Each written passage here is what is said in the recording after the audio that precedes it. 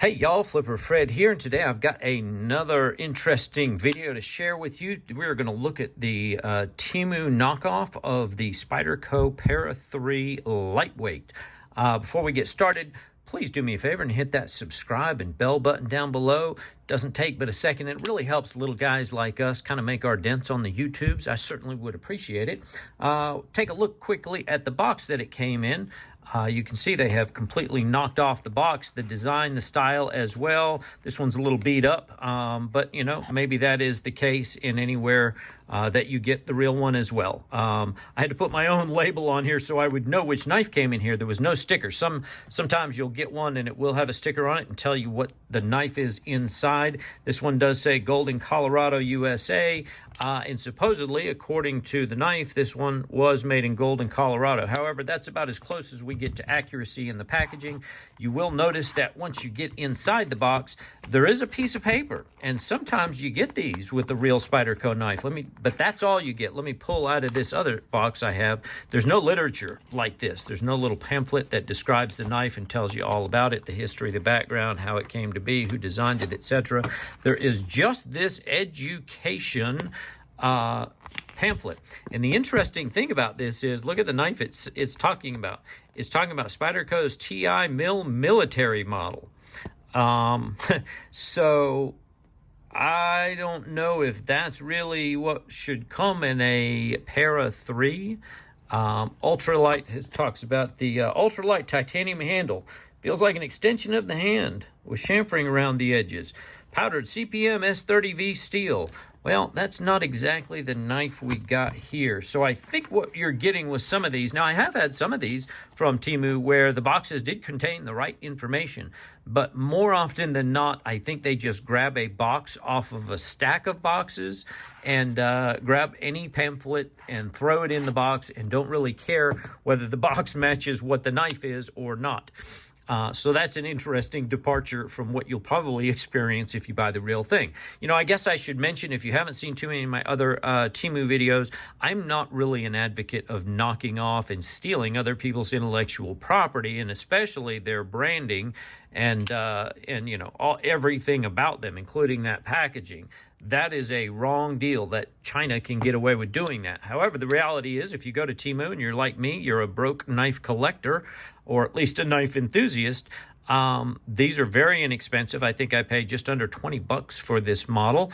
And, you know, the real one cost 120. So this is one of the less expensive Spydercos that are out there. We'll talk about the action in a minute and why that just failed.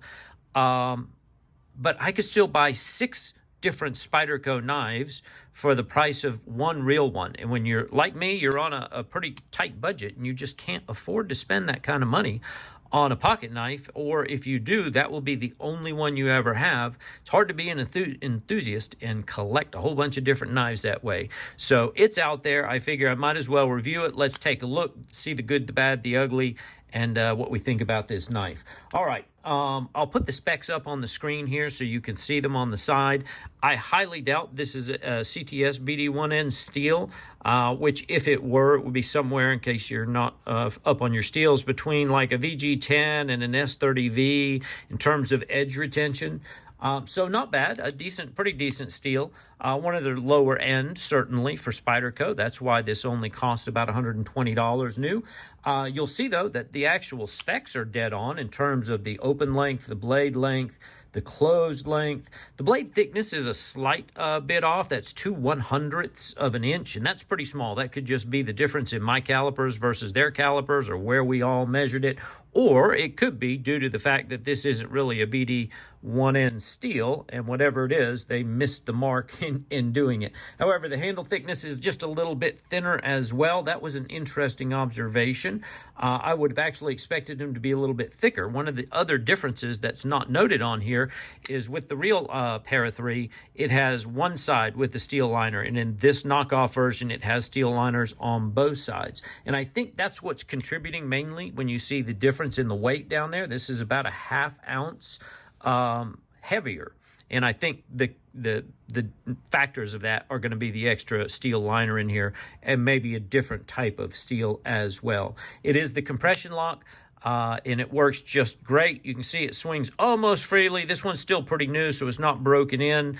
That's not too bad. It certainly opens and closes. You can see I can fail it a lot, so that's really my first issue with this knife, is the detent is quite soft on this. You can see it does pop a little bit, but compared to like others, it just doesn't pop that much. Now, once you get the hang of it, you can flip it open all day long without too much trouble. You can spidey flick it. You can thumb flick it. It's not difficult.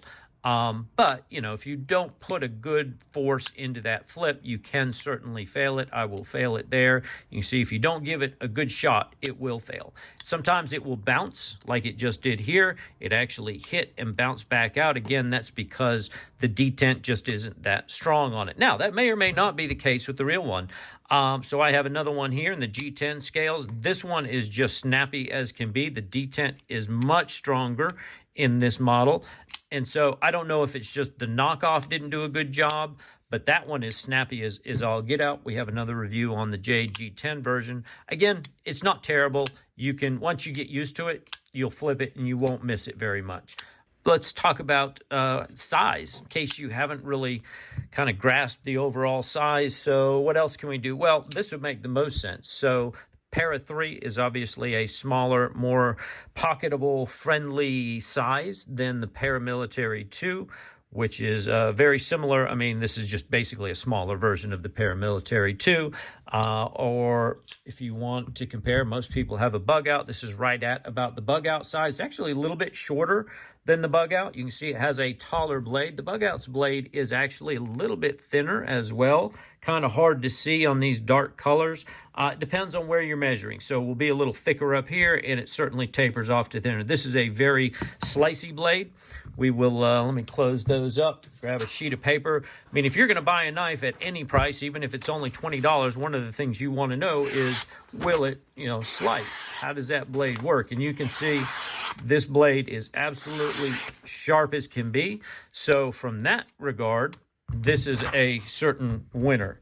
Will it cut? Yeah, it will absolutely cut. Other fit and finish items. So all of the original elements are here. The jimping on the back, the jimping underneath on the fingers. The FRN is done exactly like the original, so it's got the bi-directional, everything slopes towards the middle. So if you're putting pressure in this direction, it really grips and locks in. That's a great design. It does have all the right logos in the right places.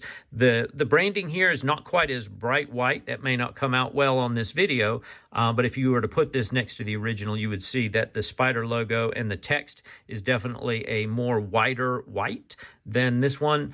The text, also another way you can tell fakes, are the quality of the writing on the blade. This one's actually not bad. It's better than a lot of them.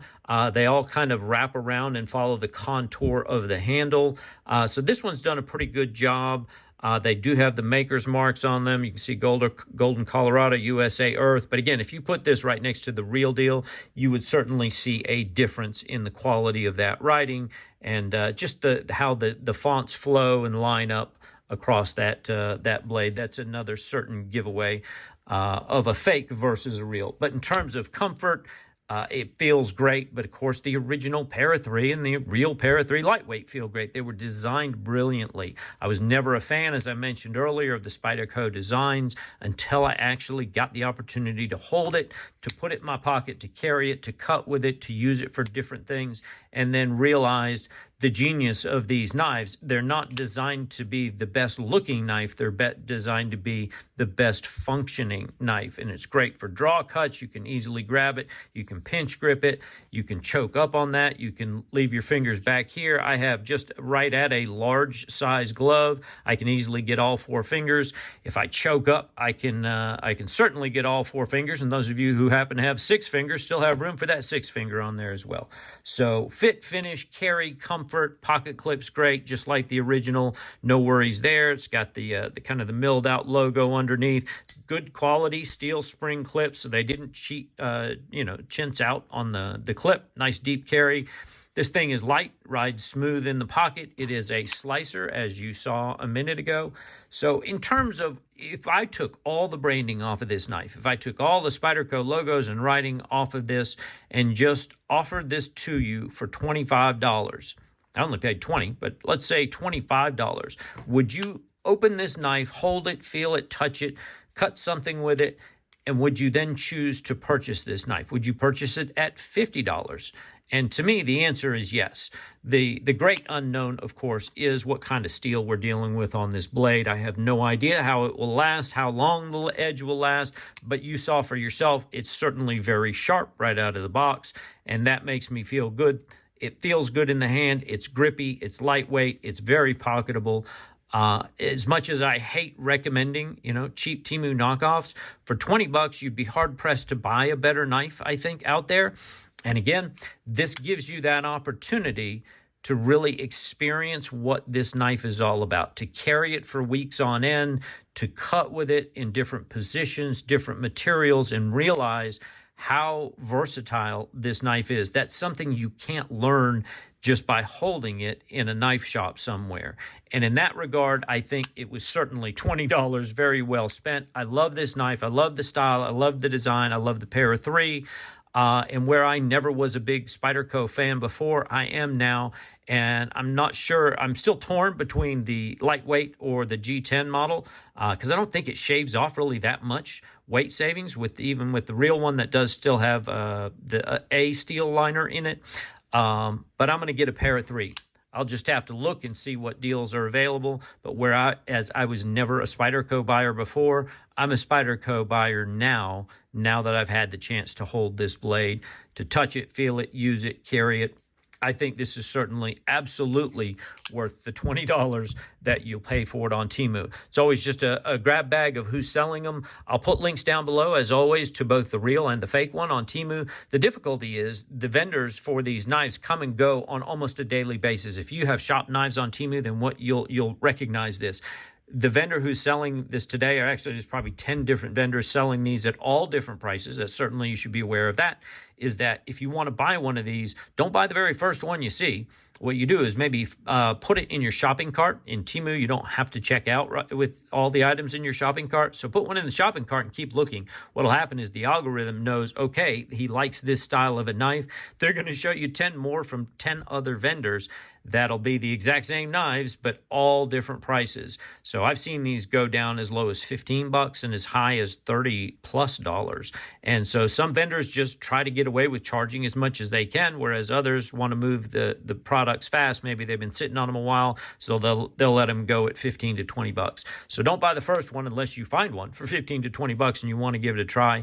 But the vendors will always change. So the guys who are selling them today, if you go back next week, they won't have any more of these, and instead a whole new batch of vendors will have sprung up. I think all they do is literally like close down one vendor account and open up another vendor account, because I see the exact same knives and the exact same product photos in almost all of these vendor accounts. It's like they're all sharing the photos, sharing the descriptions, and they just literally open up under 10 different vendor names.